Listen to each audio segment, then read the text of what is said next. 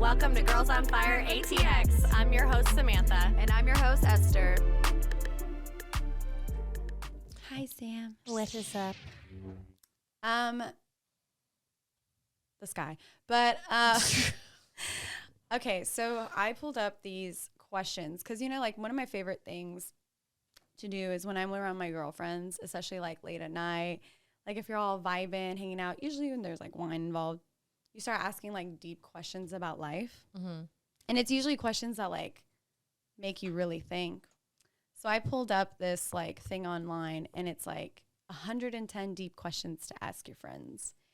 And I thought it would be fun if we just asked each other some questions so people can get the ambiance that like we're hanging out, we're vibing, we're like having deep thoughts about life and like where our heads are at. And like, I don't know, I think that's when you can really like really get to know someone. Not in a dating aspect, but in a friendship aspect. Correct. All right. So. Side note, I'm enjoying all the stickers on the front of your computer. The donut with the space things on it is my favorite. So my friend, shout out to Megan. She gave me all these stickers. And then if you can see, there's a Girls on Fire sticker. Yeah. There's 2 Girls on Fire stickers. Yeah. Gotta get some more. I really like it. I love stickers. Fun fact, when I was a kid, mm-hmm. I used to put stickers on everything. Literally everything. My TV, my remote, my makeup, my desk, my bed frame, my outside of my door frame. Mm-hmm. I had stickers everywhere. Like the ones from the M magazine or Pop Star. Yeah. They would have like a little like sheet of stickers. Bottom. I used to steal stickers. Put them everywhere. I used to even put stickers on the side of my eyes. I love it. I love it. I'm so here for it. I think it's something that just I've learned to do it in a nicer manner. All right. So let's take a deep dive into the rabbit hole of questions. Are you ready? Yes. Are you? Hopefully. Are you sure? No. Oh, okay. Well, all right. What makes you feel unstoppable? I mean, I feel like that's a loaded question because, like, there's not anything materialistic or, like that you can hold of substance that makes me feel unstoppable. It's just, like, my mindset, myself. I don't know. That's actually pretty powerful if you hear what you're saying. What you're saying is that you yourself is unstoppable. Yeah, because, like, that's pretty cool. Yeah, that's how I interpret that question. What about you? I would agree the same way. I think my mindset is what makes me very unstoppable. Yeah. Because where I'm at in my life now versus how I was when I was like 15, 16, I say this all the time. I wish I could hug her. Yeah. And let her know that everything's going to be okay. And that you don't have to be scared. And you don't have to be in this like fight or flight mode. Like that you are lovable, that you are worthy, that you are kind, that you have a good heart. And that everything that you do comes with good intentions no matter who tells you otherwise. I wish I could hug her. Because like the anxiety, the depression, the feeling alone, the feeling like anybody could put their hand in my face and stop me from what I'm doing. Now, if someone puts their hand in my face now, they're going to get some violent hands thrown back at them. Like the world is whatever you can create it. It is literally like you create the narrative. You create the narrative and nobody can stop me but myself. Like it's crazy because like now that I'm like in this mindset, I look at everyone like little kids. And when like people lash out or they're being rude or they're being egotistical, it's like, at what point did what adult teach you to be that way? Like I want to hug you. I don't really want to be mad at you. I just want to hug you and teach you that that's not the way to win friends. That's not the way to go about life. Like, that ain't cool, bro. Does that make sense? Yes. Okay. All right. What emotion do you experience the most? Lately? I don't know. I would try to say that I would like to say that it's like happiness, like positivity. But I mean, I don't know, that's a hard one. Because there's a lot going on over here. There's a lot happening up here. That's okay. But I would try to say that no matter what emotion I'm feeling, I always try to turn it into like something positive. That's good. Something that I've been experiencing a lot most is social anxiety. Very much. Like, it's like uncomfortable. Like, I go into work and like I have to be like hiding in the back sometimes because I'm like borderline about to like have a panic attack, because I go out and it's just so many different energies. Like, that happened to me last weekend. I went to go see one of my girlfriends, and there was just so many people inside the bar that she was at that like I literally had to step outside because my hand was shaking because I was having like anxiety really bad. Yeah. I was like, okay, it's time for me to go home now. It's the social anxiety that I've been feeling is that I love going out. I'm very much a social butterfly. But when I used to go out a lot, I would be drinking because that's how I would cope with my social anxiety subconsciously. Like, I had no idea that that's why I drank so much. Now, obviously, there's other reasons, but that was one of the bigger reasons. And it's just because I cared too much, not as much, but at that time I cared too much what people thought. And so when I go out and work and I'm in a present, it's like eyes looking and, you know, it's just like fighting those thoughts of like, they're looking at me funny. Why is that girl like giving me this weird look? Is she even looking at me? Or like, why is that guy like staring at me like I'm a piece of meat? Or is like, why is that girl like crying? And why is that guy acting out? And why is that person like there's just so many, it's just a lot of social anxiety and a lot of people coming up to me too and be like, hey, Esther, how are you? Or like, oh, hey, Esther, and it's like me interpreting too many things, and it's my own like fight or flight. It's just, I've been having a lot of social anxiety. It's like I have to hide. I get it. All right. What makes you feel super loved? Oh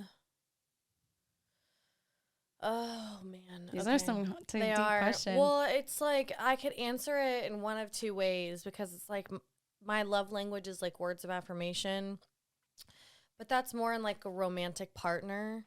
But I think it's more like quality time. I think like what makes me feel loved is like spending time with people that I care about. That's good. Yeah.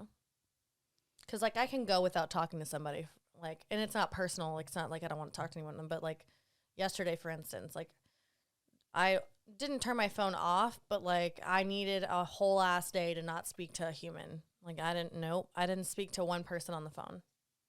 Like, texting is a different story. I'm not, like, physically speaking to someone. You know, like, I didn't talk to one person yesterday. Yeah. I needed it. Dude, those days are like important. I need a breather. I was so tired yesterday, but no, I would say like quality time with the people that I care about. With the people that I care about is like the most important statement of that. Cuz like I'm very much a loner and like I don't need to be around people all the time, but like how I feel loved is by spending time with people that I care about. Good. What do you want people to feel when they are around you? A lot of people refer to me as like the nurturer, like I'm the mom. Mm-hmm. So like I feel True like statement. Automatically that people automatically feel that they're in good hands. Like I have their best interest at heart. I'm going to make sure that they're taken care of. I'm going to make sure that like they feel safe around me. I think is like the biggest thing that people feel around me is safe. That'd probably be the best term.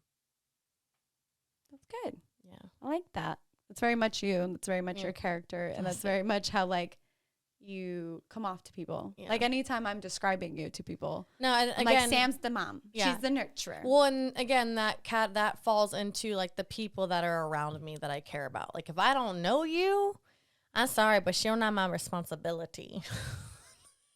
You have to establish that like genuine connection with that person. Yeah. And I think, I don't know if maybe you've experienced this. So like when you're in a new group with people, like people are like, oh my God, I love you so much. Like, oh my God, like it comes off too much. Like, it's like, I have two ways people have interpreted me. Like, I actually had a customer say this to me on Saturday when they saw me like interacting with that drunk guy that I was telling you about. But he's like, when I first met you, Sam, you were so quiet. And now he's like, you're so outspoken because I'd never want to piss you off. And I'm like, well, I was like, I'm quiet at first because I'm very much a read the room kind of person. Like, I sit back and I watch. I'm very much an observer. So if you don't know me and I'm hanging out with you the first time, like, I am going to be quiet because I'm observing everything. I'm paying attention to your body language. I'm paying attention to how you interact with other people. I don't know. I'm just like, I sit back and I like take notes. And I'm like, okay. I have to like absorb before I can like interact. Yeah. One of my friends, Megan, she came to work with me at my job. And I've been having her come in as a fill-in because I love her work ethic. We've worked together. Mm-hmm. She's just great energy and everything. And we very much match each other. And her energy was off. And I was like, I kept pulling her aside. I was like, what's good, girl? Are you okay? Do you feel comfortable? Like, what's going on? She's like, I'm just, I'm new. Like, I'm just reading the room. Like, I'm trying to figure out, like, where I am. And I'm like, all right, well, you let me know what I can do to make you comfortable. Let me know what I can do to bring that energy out. And let me know what I can do to make you feel like you're safe. Yeah. Like, in a professional in a matter. And then, like, literally, like, towards the end of the shift, she's like, wee! And I was like, there she is. Yeah. She's like, thanks for asking. Like, yeah, that kind of stuff. And it's just crazy because there's this thing that I saw on TikTok, and it's like, people that look at you, or, like, people that you interact with, they all have a different version of you. Mm-hmm. Some people will get you on a good day. Some people will get you on a bad day. But no one really truly knows the real version of you except for yourself. Yep. Because people get different versions. Like, I have a lot of people that will say I'm a bitch, or I'm fake, or I'm manipulative, or I'm narcissistic, or I'm weak, or... There's a quote I've seen that says, never mistake the version of me that you get because I was acting accordingly. Right. And I understand exactly why they would think that way, because back to what you just said. Yep.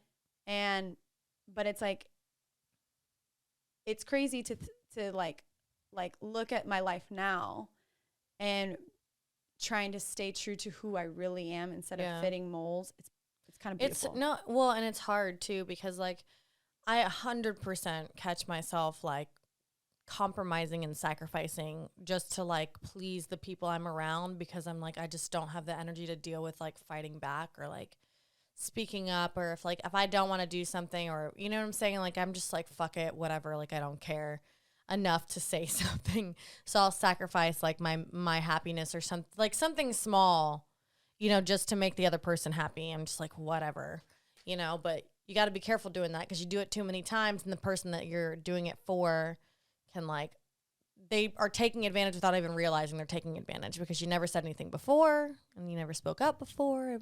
So it's like when you do, it's like, well, wait a second, like where did this come from? Yeah. I was actually, just funny you're saying that, is I was actually just talking to one of my really good friends this past weekend, how I have dreams of opening up a bar, but I want to do it right. And it seems like the more like I'm putting it into existence, the more opportunities are coming my way.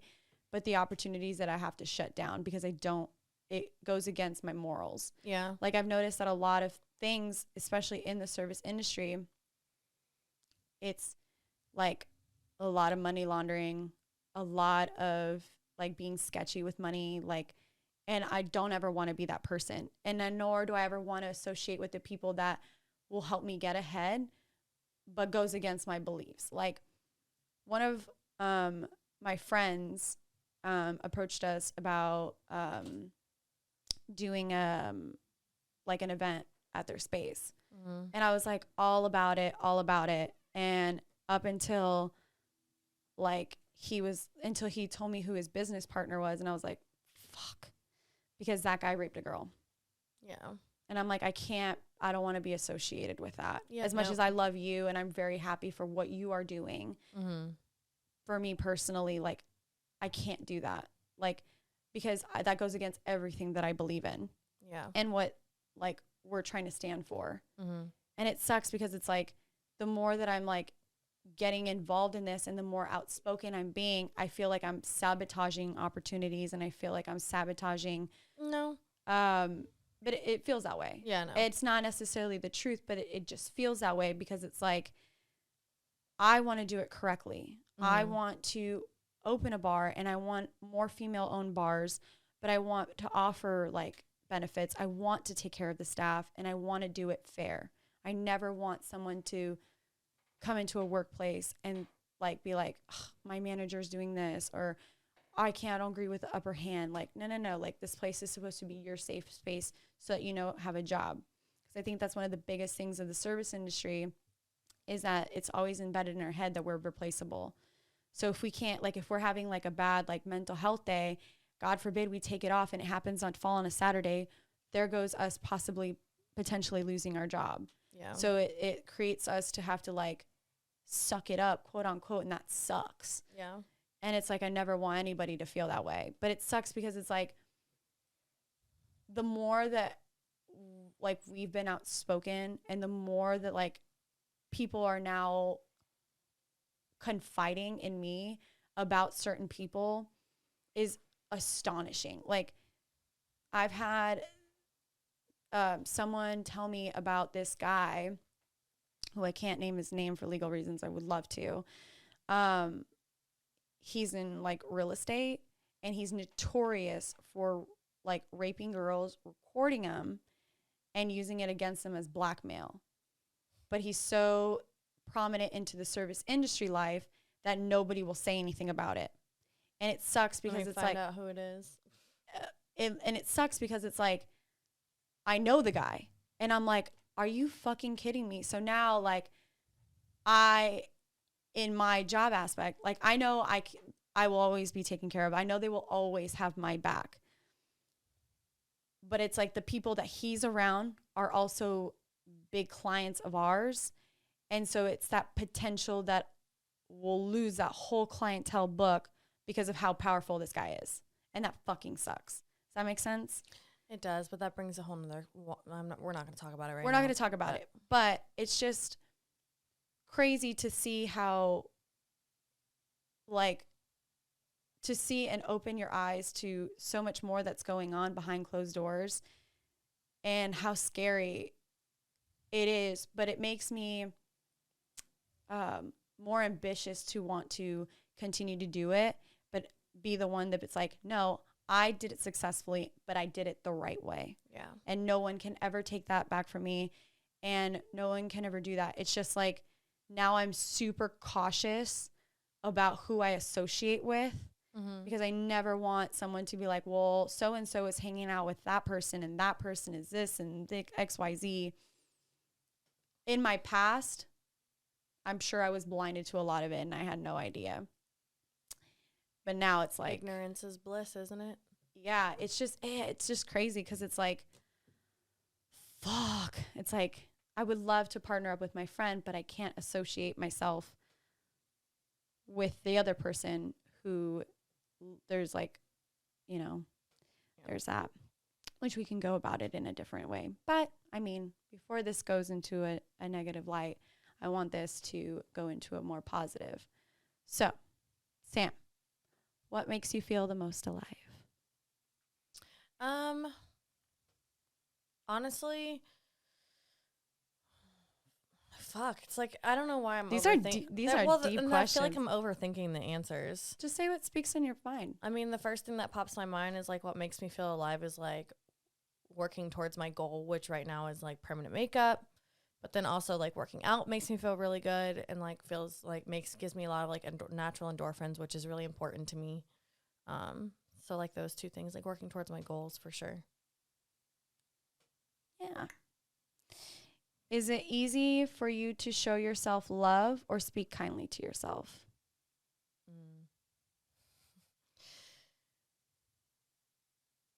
When I hear show myself love, that just sounds very materialistic. I would say that maybe I speak kindly to myself more because, practicing affirmations is like important to me. And like I I find myself like, you know, you'll do it for a while and then you stop for a while and then you're like, oh, fuck, I haven't done it in a while. So you like do it again. And it's like a cycle. So I would say speaking kindly to myself. What was the experience that impacted you the most in your life? Having a child. It's a whole ass experience. It's a whole another story on a different day. But it's a whole ass experience. I can imagine. Whole ass experience. Yeah. I think mine was everything that I went through in Vegas. Yeah, I can definitely see that for sure. Because it was so scary. But in hindsight, it was powerful. Mm-hmm. Because I've never wanted to succeed more. I've never wanted to succeed more to prove to them that they didn't win. Yeah. They think they won, but they didn't. Well, and it took you a little while to get to that point, too. Oh, yeah, because I was definitely, like, fighting my own demons, you know? Mm-hmm. But it's crazy because, like, I look back and I'm just like, man, that was so uncalled for, so shitty. And I just want to be successful so that the narrative changes. Yep. And not in the like, oh, like however they're spinning it now, but in the how, you know, like it's crazy because like people will, when they see people that are successful, they're like, it's like a moth to a flame. They'll change their demeanor. They'll change their stance. They'll literally, I watch it all the time. I watch like when some of my high-end clients come in and like everybody around them changes because money is the source of all greed. It's something my dad always said. And I see it. Like people will kill for a piece of paper that has a number on it. Right? Isn't that insane? Isn't that insane to think about? And people will change everything because they want that notoriety. They want that fame. They want all that stuff. And I used to watch people literally be moths to flames to the people that did me dirty. And it's crazy because like it was all about loyalty, all about like I'm their friend, I know them, we're home, all name dropping, everything like that. And they never physically like it started with the husband of the person I worked for making a Facebook post and writing this big old thing about it. And at the end, putting to anybody that finds Esther gets my undying loyalty. Hashtag fuck around and find out. Leave it at that. The amount of people that texted me, called me, where are you, Esther? What's up? Like manipulating me into trying to give my whereabouts. And thank God for my friend at the time to thing was insane. People I thought were my friend. Mm-hmm. So now it's like, I can't wait to be successful so that they know that they no longer have that power over me. It'll be the greatest feeling in the world. Well, they don't have the power over you if you allow them not to, regardless of whether you're successful or not. Right. But to them, they think that like, I will always be a bartender. They think that I'm never going to amount to anything because they've said it to my face. And it'll be really crazy when someone's like, will say like, it's to those that let me down. Because I really looked up to her. This person, I really looked up to her. I literally said, I really want to follow your footsteps. I want to be where you are. She's a female bar owner and a very successful one at that. But now I'm like, I'm going to be. I think that is subject to opinion because success can be defined in many aspects. Right. But when I see all this dirty shit that she did and hear about like the stuff it's like, I'm going to be better than you. Yeah. And it's like, it's always been my dream. And I'm not trying to like copy her, but I'm going to do it better. And I will be more successful than her because I'm going to do it. Well, you already are because you're a better person than she is. So Yeah. But that's just like, it's crazy to think that like at that point I was gonna like end my life for that. And now it's like the thing that's fueling me to continue to live. Right. It's like, fuck you guys. Suck my dick. I shouldn't say dick because vaginas are way more powerful. Suck my noonie, bitch. But, all right. Let's see here. What's another good question? If you could change your name, what would you change your name to? I wouldn't. I You don't, never- I don't think that's a stupid question if you ask me. Like, why would I want to change my name? As a kid, you never wanted to change your name? That's literally never, ever crossed my mind. I did. Just because it rhymed with molester, but now I'm like, nah. I love my name. My parents chose my name.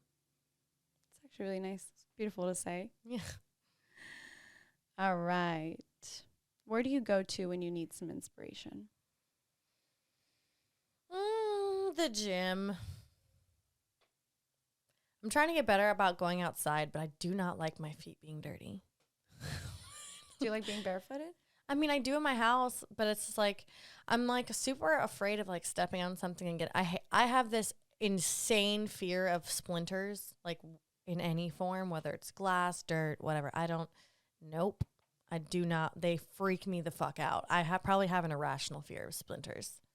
So like the thought of stepping on something and it getting in my foot and I'm not being able to get it out causes me severe anxiety. Did something happen to you? I mean, yeah, I've stepped on nails. I'm sure that it's like things I have because I used to walk around barefoot, as a kid all the time. But I've definitely stepped on a nail before.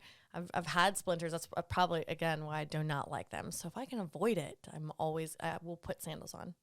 Yeah, because the reason why I ask that is because, like, some people say, like, if you have rational fears of something, but you don't really know where it stems from, they're saying that, like, sometimes those fears come from your past life.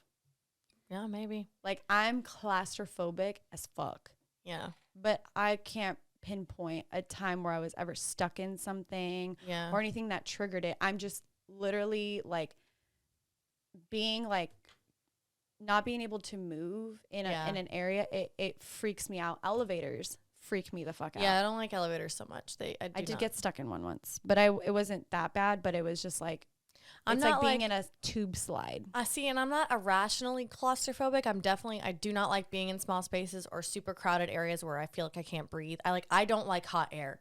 Like it makes me feel like I'm suffocating. And can't do it. Can't do it. I can't. Anyways. I know. Next. All right. What did your last relationship teach you? Doesn't matter what they look like. You can't trust them. I know, fucking cuckoo. Oh my God. No, I mean, honestly, like I went, the first thing that pops in my mind is like I went into that relationship trying to change. Like I was told by multiple people, well, you keep getting fucked over because the type of guy that you go for.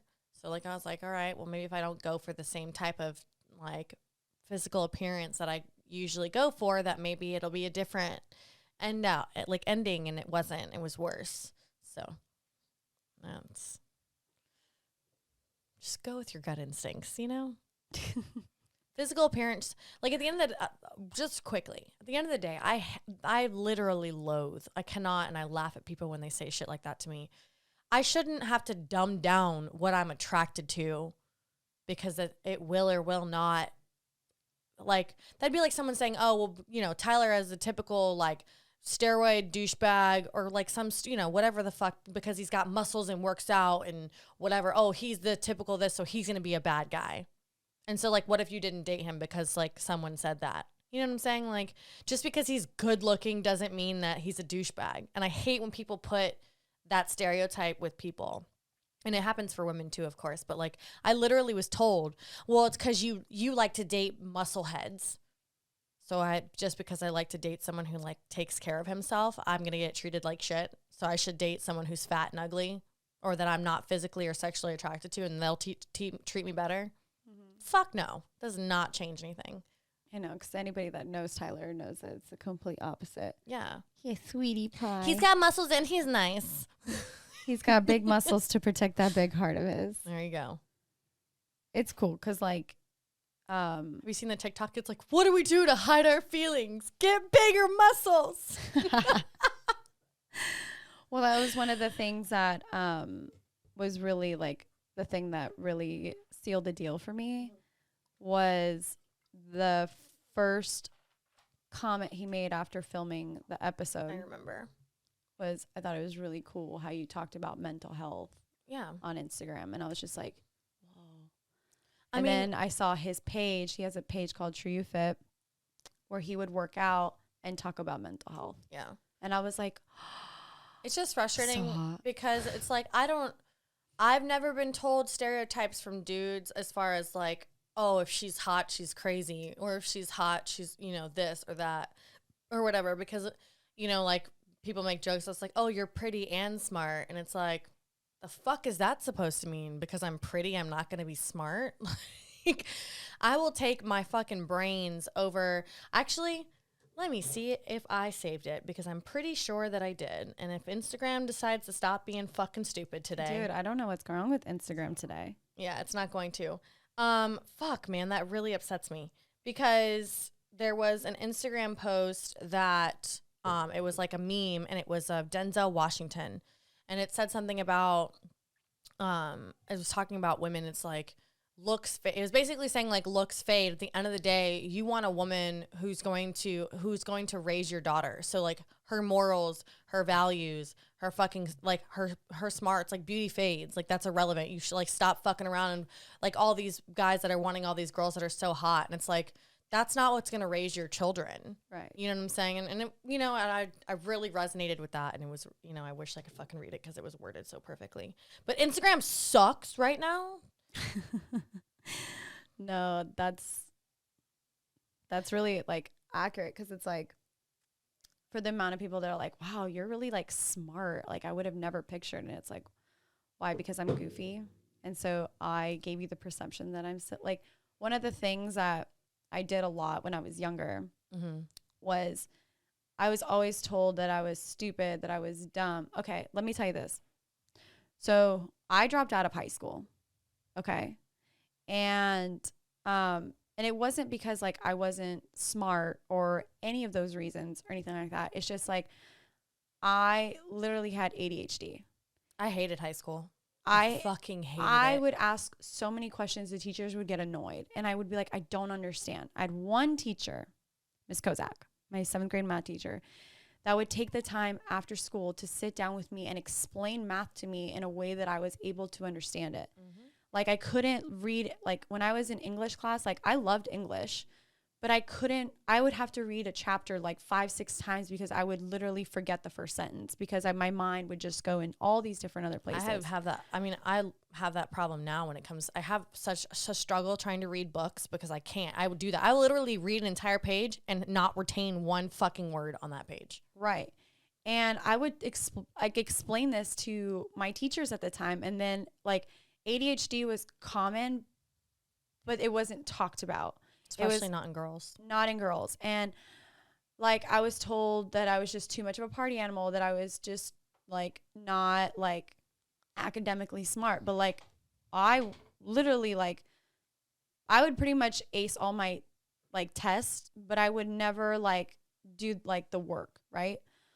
So I just not gave a fuck about school. So I went to these like one of these accelerated schools, and the principal and the assistant principal were husband and wife. And I was literally like, I would stay after school, try to get extra credit, like, because I wanted to just like hurry up and graduate and catch up with my friends. And here's the thing, and like, I will expose myself, but like, one of the things that, because I couldn't catch up, because I couldn't like figure out how to stay focused, one of the teachers got really frustrated with me, and I was literally being nice. I was like, look, I'm trying, but I just can't retain it. And she's like, oh, well, I just don't believe you. And I'm like, okay. So then I had to have a meeting with the assistant principal, and the assistant principal, and this was like in the beginning of the school year. This wasn't like second semester. This was first semester. And she basically was like, I think you should just get your GED. I just don't think that this is meant for you. And I go, why? She goes, you're just not you just don't seem like you want to learn.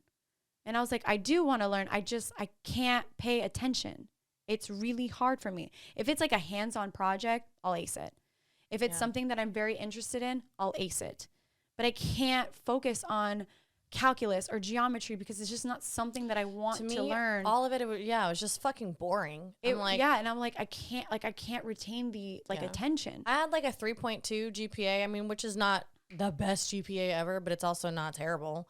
Right. I mean, I had A's and B's in all of my classes, but I fucking hated school. I dreaded getting up I graduated early so that I could stop going to school. I didn't give a fuck about prom. I didn't care about homecoming. I didn't care about any of that shit. I was just like, I fucking hate this. This is like the dumbest shit ever. Yeah. And so when the assistant principal told me that, I was pissed. I was like, are you really fucking saying that to your student? And she goes, yes, Miss Fitzgerald. She goes, do I need to talk to your father? And my dad being like a prominent guy, they made me feel like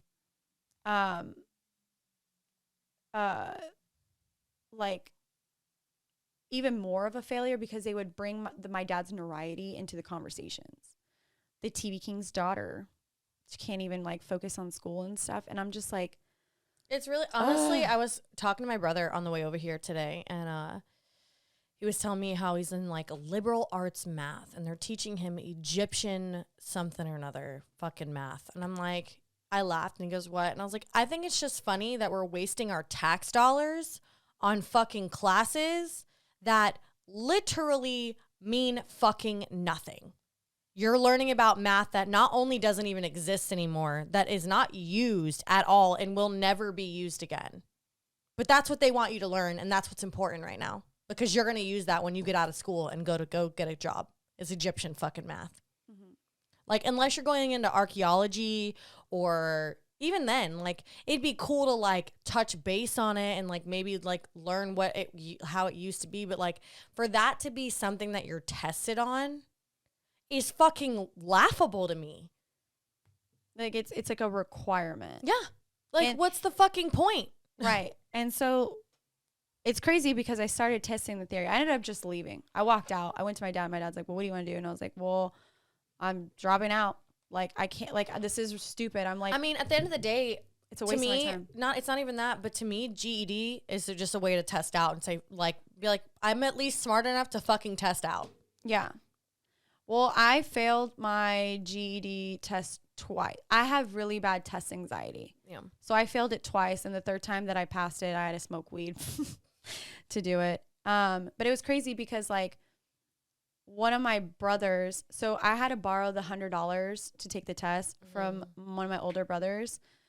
But I had a bill to pay. So I used that $100 to pay that bill and said, but I never told him. And then I waited like a little bit longer to take the test that I needed to take. And when they asked me if I took the test, I lied. And I was like, yeah, no, I did take it. I eventually ended up taking it, but I just didn't want to tell them that I used that $100 for something else other than like the GED thing. Yeah. And one of my other brothers literally made me feel like asshole because he would I remember he had me meet up with him one time at this restaurant that my dad and I used to go to all the time. It was called Village Inn. And he brought me in there and sat down with me and just kept hounding me with like, so what'd you do with that $100? Like, it was like, if it was a gossip thing in the family. And then finally one person confronted me about it. And then they're like, did you even take your test? And I was like, yeah. And they're like, prove it. I want to see the documentation. And I was just like, it was just such an uncomfortable feeling. Like, why do I need to prove it to you? Why can't you just believe me? And it was just like this big argument, this small thing that escalated. But this goes back to like how I could never like really like truly like talk about shit. And so I never liked the way that my brother made me feel about that. And I still don't I don't think I've ever forgiven for that because I thought that was really uncalled for. And if he's listening to this, I still think that was very uncalled for. But later on, when I would go and apply for jobs, I used to lie and say that I graduated from high school because half the time they don't even fucking really check. No, I mean, and I did go to University of Arizona 1 year just to prove a point that I was smart enough to do it. Yeah. And the amount of people that I would tell that I dropped out versus the people that I would graduate, the difference in how they would treat me is insane. Oh, yeah, for sure. If I would tell people, I was like, yeah, no, I graduated high school, like graduated this year, graduated from this, like my dominant high school. And then I would tell them like, yeah, I also went to University of Arizona. It was like, they treated me like I was an elite. But if I told them I dropped out and everything, I was treated like I was a loser. Yeah. They would question, they're like, well, you didn't graduate. It was always thrown in my face. So I just always kept it hush hush, even with boyfriends, even in relationships. My first boyfriend, I never told him I dropped out because he made a comment saying that anybody that didn't get their high school diploma was a fucking loser. Oh, man. And then I even like made even more of a like thing to prove that I can go to college. And then eventually when we broke up, I was like, yeah, and also I dropped out of high school. And he was just like, it's like, yeah, you dated a high school dropout. How's that feel? And then, yeah, that's what escalated. But it's just crazy. But all right, moving forward. What is your favorite childhood memory? I mean, I hate when people ask me these kinds of questions. I honestly don't really remember my childhood that much. Like, the only thing I really remember is that my parents used to take us to the beach all the time. Okay. Would you relocate for love? It depends on what kind of love. If we were engaged to get married, maybe. But not just for some, like, boyfriend-girlfriend shit. Absolutely not. I have never, like, it's funny because people, when I moved here, and people are like, oh, did you move here for a boyfriend? And I'm like, no. The fuck? Absolutely not. I moved here for myself. What is the craziest thing you've ever done? And would you do it again? I feel like you've asked me this question before. Have I? Okay, I can ask like you a different. Well, just like when one of the last times we answered some questions, because I don't really. These are the ones that are on this website. Yeah. And I'm just like, there are like some really good like. Let's pass that one. I don't know. Okay. What was your favorite romantic moment, and why? Favorite romantic moment. You can always skip that one too. Yeah, I'm gonna skip it. I'm choosing to skip. I don't know. All right, we'll just do one more then. Okay. Let's see here. I want the okay. What are you most grateful for in your life? My sanity. No, I'm just kidding. I'm most grateful for, honestly, like I want to say like spirituality in a sense, because I am the best version of myself right now than I ever have been in my whole life, and it's really changed my perspective on so many different things. And I know that I'll continue to change my perspective, and everything will get better. And like ask me in a year from now, I'll say the same thing probably. But like, I can't say it's any specific person. I can't say that it's, like there's no one thing that has made me grateful. It's like an accumulation of all the things I've experienced and like where I am today because of those things. So like I would have to say, like, the best way to say that is like I'm most grateful for all of the experiences in my life because they have led me to this point that I'm at today. Yay! I'm very much grateful for my spirituality too, because this was so. I get asked this question a lot, and I feel like maybe we should explain it. How many people have come up to you and be like, "So how did you and Esther meet?" Yeah. Yeah. And it really and I was literally it's funny that you asked that or say that, because I feel like that I was about to say like that's what led us together, was like us being like, we were already on our own spiritual journeys and we were already on our own like self-love shit, and like that's what brought us together. Yeah. So for those of you that don't know how Sam and I came into fruition, I'm going to explain the story. And like, because it's crazy when I like tell people about it, they get like, what? Yeah. Kind of thing. So we'll explain it again, and it's going to be explained in a loving manner and in a wonderful light. So we moved here about the same time. Yeah, I think I was here like a few months before you. Yeah. And you were working with my roommate at the time, Jen, and you were working at Kung Fu Domain, and I was working at the one downtown. And at this point, like, I think I started working at Eisenhower's when we started actually hanging out. But I know there was, like, at the Domain, it was, like, you, Jen, Victoria, El Kukui, and all the people from, like, Kung Fu Domain. Yeah. At the time, Jen was involved with El Kukui and was very close with Victoria, and she was close with you. It was like y'all were like a trio, right? Kind of. I would say, like, that's the thing. Like a work. I think it's all perspective, right? Because from my perspective, like, I moved to this new city. I walk into this bar, I get this job, and, like, I'm cool with everybody. Like, I don't know anyone. Like, it's one of those things where, like, I'm getting to know people. Like, the girls are being, clinging to me just because I'm just another female, and, like, I'm there. But again, this comes back to, like, me as a person. Like, I sit back and I watch, and, like, I'm not going to not be friends with people because I don't have any friends in this city.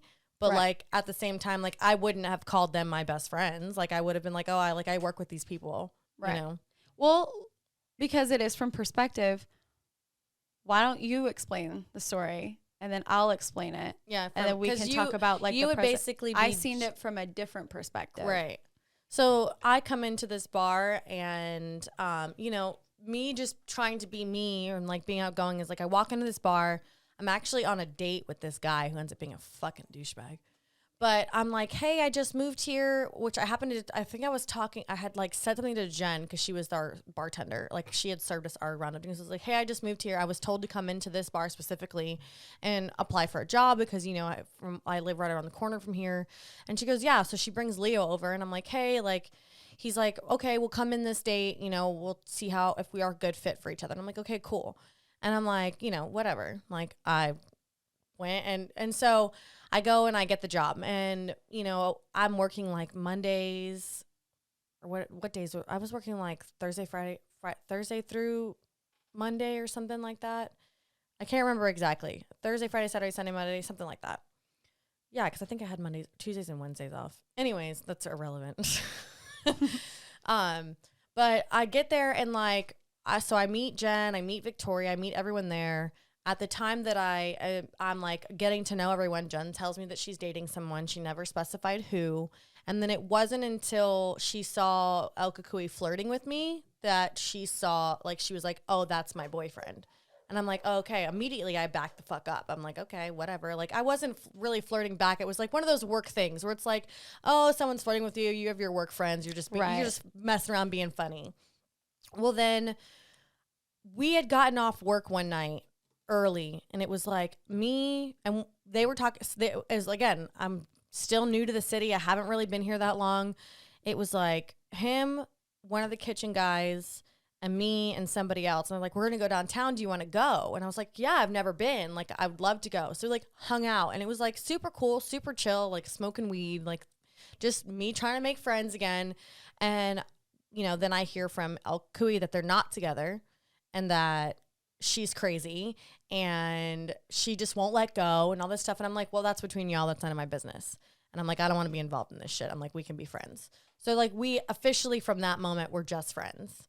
Well, then I don't know. I honestly cannot to this day tell you why, but, like, there was a lot of, like, tension between him and I, like sexual tension, like very flirtatious, kind of, like, not necessarily out of my comfort zone in a negative way, but, like, not something that I would usually go for as far as his appearance.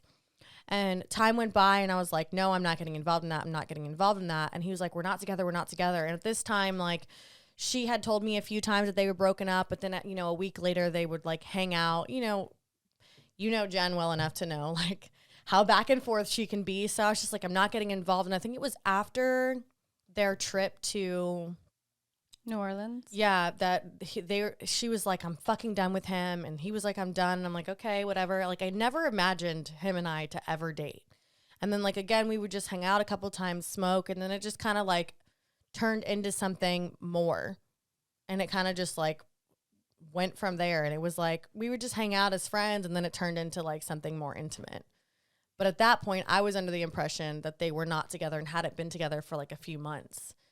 Little did I know that they were still doing whatever, probably well into when him and I were sleeping together, you know? And it was just all this stuff where like I kind of backed off from like trying to be her friend, because in my eyes, I'm like, well, that's, you know, I'm not trying to like be in this weird, awkward love triangle. So in my mind at the time, me choosing not to be her friend or not involve myself with her and not hang out with her was like my way of like thinking that the situation was okay.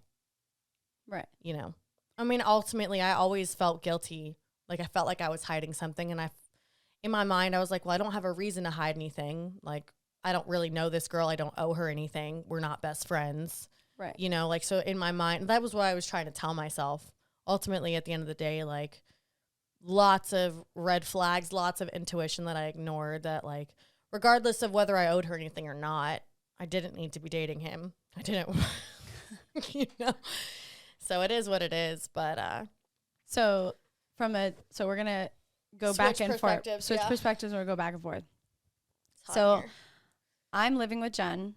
I'm seeing the whole shebang of the El Kukui and Jen relationship. Yeah. Because it's literally being I felt I was involved, because from the beginning of when I moved to Austin, her and I shared a bedroom. I was living out of a suitcase and everything like that. So I was literally there. I was literally sleeping in the same bed with him. Nothing ever happened. But I was there. And I saw how much he was gaslighting her, and how much shit he was he was basically driving her insane. Yeah. Because and I was watching it firsthand. And it was just like, oh, it was so annoying. It was so frustrating. I think I can go into so many different stories of like what it said. But you came into the picture because I would go into the domain. And every time I go to the domain, it would be you, me, Jen, and Victoria. And from what I would interpret, because I wasn't part of the domain area, I just knew from what Jen would tell me is that y'all were friends and all that stuff, and that there had been rumors going around about you and El Kukui. And at this time, you were coming over to our house, working out with us and stuff like that. And Jen was venting about El Kukui, and there was a lot of advice being thrown around and that kind of stuff. But we didn't really know each other that well. It was just more of like, in my perspective, you were Jen's coworker / friend, but I liked you, fucked with you, that kind of thing. And she would tell me about these rumors, and I'd be like, no, doesn't sound like her. Like, I don't think she would do that, like, kind of thing. And like regulars were telling her these things, and she would confront him, and he'd be like, you're fucking crazy. I would never be with her. Like, all this stuff. Granted, I will, not to interrupt you, I will say, like, it was probably around the time that, like, I completely disassociated myself with her altogether is when, like, I was seeing him. Right. So, like, during all of that time, I wasn't. Right. He would call me and ask me for advice about her, but I'd be like, bro, like, this is weird. Like, stop calling me, asking me about Jen. There's this tension. Yeah. So then that was going on. And then, you kind of just like stopped coming over, teaching, because you were coming over to help us work out, help us get into shape, help us like be better ourselves. And then it comes to light that the rumors are true. Yeah. So naturally, because Jen was like my best friend, I was like, fuck Sam. I was like, fuck her, like girl code, like all that stuff. But I wasn't in the situation. I only heard it from one side. Yeah. Right? And then I was like anti you. It's okay. And so I was really upset, and so was Jen. And it was just one of those things that it's like every time like we would run into you, I'd get so mad. I'd be like, I'm leaving. And I would see how, like, when y'all were together, how he would still show up. And then it was like me getting into physical altercation, not physical altercations, but like verbal altercations with him, because I'd be like, go fucking home. Well, like, leave. It's funny because looking back now, obviously I can look at the situation and be like, I can see him playing both sides. So like anytime that we were together and not even intentionally, like, of course he's going to show up because he wants to make sure that I'm not telling y'all or her what's going on between him and I, because he's trying to play both sides. Right. You know, like, I mean, it's irrelevant now because it is what it is. But, you know, I found out so many things, like times when we were like legitimately, like, I thought she was completely out of the picture, like completely, like that she wasn't, you know? So it's crazy to think, it's like, how long did he bring on with this charade of like both of us, you know? And he definitely thought he was getting one over on on us. And he did for a while. For sure, but it's like, it's funny because I look back now and I'm like, that little fucking snake. Like, right.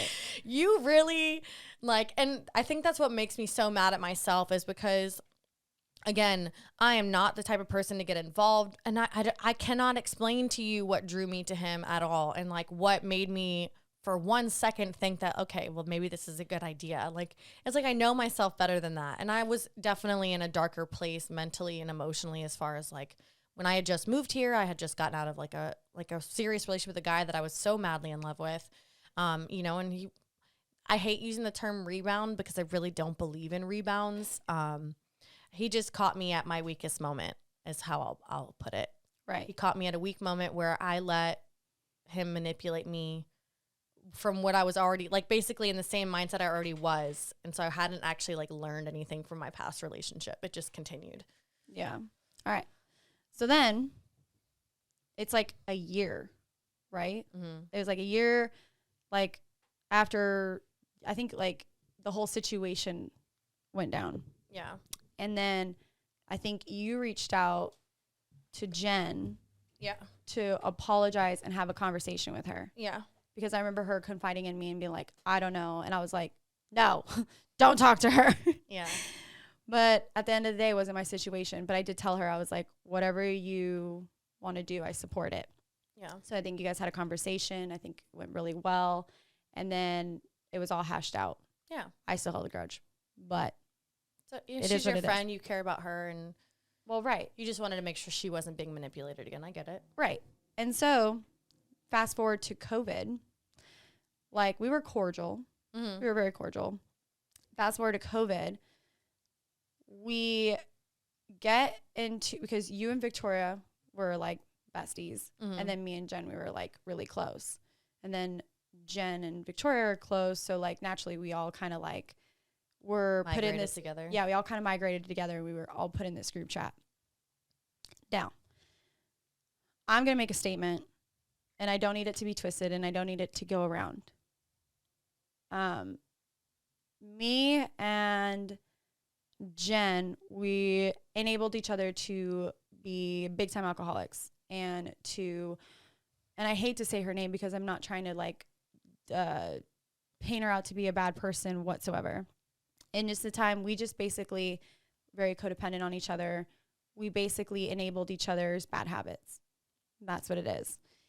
And at a point, there comes a point in your life that, you know, you have to stop. Like, it's not fun to keep drinking, especially since I'm now approaching my 30s. It's not fun to be out drunk and being like, it's not cute. It's not cute to be broke all the time.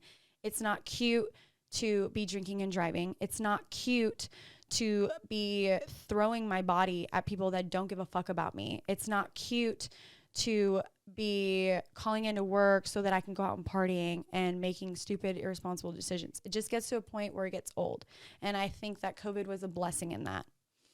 So we're put in this group chat, and you can see ultimately like where I think it was you and I prominently constantly putting in affirmations, say this, do this. Yeah. Thing. Positive things. Like reassurances and stuff. And then that's when I was getting into spirituality, and I'm not going to assume, but I think that's when you got into I mean, I kind of had, like, honestly, around the time that I, like, came to Jen and apologized is kind of when I started my journey, because I was trying to make amends with people in my past that were like I had either wronged or like I felt that were holding me back from like moving further for myself. Like just it's funny because I used to talk to my best friend Erin all the time. I'd be like, I really just want to apologize to her, and she's like, well, you don't really owe her anything. And I was like, no, but I feel like I do. You know, like it was me, like I couldn't get it out of my head. I was having dreams about it. Like it was just one of those things that was just like at the forefront of my mind always. And it wasn't until after I like did that with her that I was able to like move past that. And so it was around that time that I started to, just because I was trying to like change my life. I was trying to like mentally change where I was. And I think that's where that's why I think where my perspective changed, because I was also in this spirituality journey. Mm-hmm. And that's when I was like kind of salty, but I was like, why, for what? It wasn't my point. I was like, I don't think that she meant anything malicious. They're good. So why am I like being like this? Right. And then I literally started talking to you. I started to really get to know you. Mm-hmm. And that's when like I realized that you and I were on the same mindset path and the same like, even that day that we had that conversation when I was at the gym, I was like, I feel like, because I even said, I'm like, I just feel like you and I are on the same page and they're just not there mentally yet. Right. Like they still have a lot to work on. Right. And because it was just getting to a point where I love both of them very much, very, very deeply. But I had to love them from afar because I think that people listening need to understand one thing, and whether you already understand this or you don't, it's a tough situation when you are progressing in your own life to make the decision to have to step back from certain friendships or relationships. You know, we are taught that if you're not there for them, you're not a good friend, or if you don't do this, you're not a good friend. And at some point you have to sit back and be like, well, how is this relationship benefiting me? If I'm constantly there for someone who inevitably is refusing our help and is refusing to acknowledge and address their own personal issues, I can't hold your hand. I am my own person. I have my own shit to worry about. It is not my responsibility to take care of your emotional needs. And that was a decision that we both had to make with those friends, because they needed to address and realize certain things on their own. And no matter how much I was to say something or you were to say something, it didn't matter. And it just got emotionally exhausting for us. And so I think the biggest thing that like we had to learn was like, I can still be your friend and I can still love you, but like I have to do it over here. Yeah. That's like, and if y'all know Jen is wonderful. She's beautiful. She's a great human being. But we all have our own demons. Right. And I've been friends with her for like over 7 years. We were together in Vegas. Like we practically lived together in Vegas. Mm-hmm. And she's part of the reason why I'm in Austin. And I credit a lot of like where I'm at right now to her. I'm not going to discredit that. We were so codependent, and I needed someone to grow with me, and I just didn't want to drink and party anymore. Yeah. And that was the hardest thing to do, was put her at arm's length. Yep. And it broke my heart, because it wasn't like, oh, like, fuck you, I'm not going to be there for you. It's just like, well, you feel like you're doing something wrong and you're really not. It's just you're learning to be selfish a little bit. And like being selfish is okay. And there's such a negative stigma against like being selfish, and there shouldn't be, because it like is where the credit of your mental health comes. It's your number one priority, not somebody else's. Yeah. It's just one of those things. But anyways, I know that we were both really like there for each other, because it was like we were both having to make that choice together, mm-hmm. but in two different parties. Yep. Like it's just, you know, it's that saying, you can lead a horse to water, but you can't make him drink. as many times as I can offer self-help books, if I can write down affirmations for you, if I can encourage you to go work out, if I can encourage you to drink water, or like, you know, trying to be positive and stuff, if you literally don't want to do the work, I can't do the work for you. Yeah, it doesn't work that way. It doesn't. And so that's when that phone call was made. I think you came over that night, or I think it was the next night. I know I met you you were house sitting for someone that lived across the street from me. You were dog sitting for that person. That's when we were like went to go paddleboarding or something. Mm-hmm. Yeah. And then you came over to my house. We recorded an episode, and we're like, oh shit, we're about to create some magic. Or no, we did it at my house. We did it at my apartment. I think we did it here first, and then did it at your apartment. I'm not 100% sure. I just remember being at my house because we turned my couch around. So I think it was my house because it was brighter. Because you didn't have all this stuff yet. I had that one mic.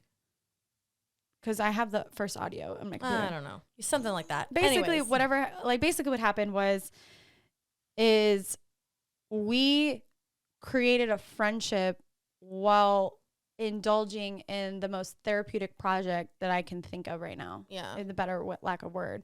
And the more that I've gotten to, like, we're literally, like, everything that y'all are hearing or seeing is literally the start of the friendship and, like, the beauty of it all. Like, because anyone that knows Esther and I, like, we are literally night and day. Like, as far as personality, as far as, like, we genuinely are so different, but that's what brings us together. Right. And it's crazy because it's like, the more that I've gotten to know you, it's like, man, like, I literally cannot picture you not in my life. And I'm sorry, like, if I ever made you feel bad or anything like that, but it's just like, at that time, like, you know, you just can't. I think that's just moving forward. Yeah, you know? No, absolutely. I mean, and during that time, like, we were all in mentally different places. Like I said, anyone that knows me knows that I would never harm anybody. I would never do anything to hurt anyone else. And I think that's maybe why I felt so much guilt, like, afterwards, and needing to, like, really talk to her. You know, whether I was in the right or the wrong, I think is irrelevant. It's just like, there was, my main thing and what I said to her was, like, I let a man, like, get in between something with someone else, and, like, that was not okay for me, because, like, the amount of trauma and the amount of shit that I've gone through in past relationships with men, it's just like, I was just more mad at myself that I let, like, this guy manipulate me into thinking that, like, not only was he not talking to her anymore, but he was.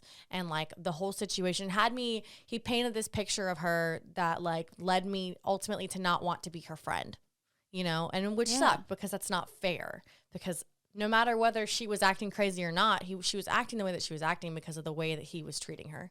And, like, he was gaslighting her and all those different things. And, like, I know what it feels like because he was doing that same shit to me. Yeah. So it's like, when people are like, oh, I don't understand. It's like, no, like, you don't have to understand. It's not for you to understand. Like, he was literally doing the exact same shit to me. If you want an example, this is my favorite story.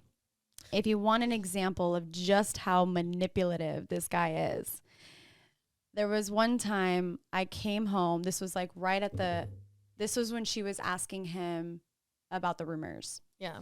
So she had came home from work, and I come home, and she's literally on the kitchen floor, like, just emotionally distraught. And she's asking him, and he's blatantly denying it. And this was a Sunday. I come home, and I'm, like, being there for her. I'm like, fuck him. He's not worth it, blah, blah, blah. And I gave her I told her, I was like, if he comes over, I'm leaving. He is not allowed in this house. I'm so sick of this toxicness that's happening. Like, I don't want him in here. And she made that clear to him. And what he did was this is fucking insane.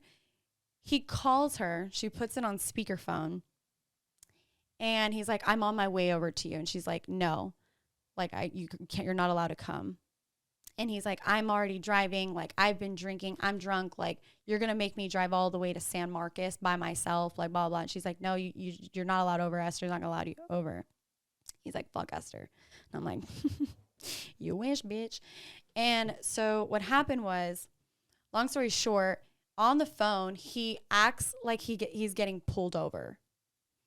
And he's pretending a whole scenario on the phone. He's like putting when you used to make prank calls? Yeah, that's what he was doing. He was holding the phone. He's like, I'm not getting out of the fucking car. Like, if you were ever to talk to a cop like this is an automatic booking. First off, you can't even be on the phone when you get pulled over. They automatically ask you to hang up the phone. Yeah, so he had hung up the phone, called back, and was like, the cop said he'll let me go if you come pick me up.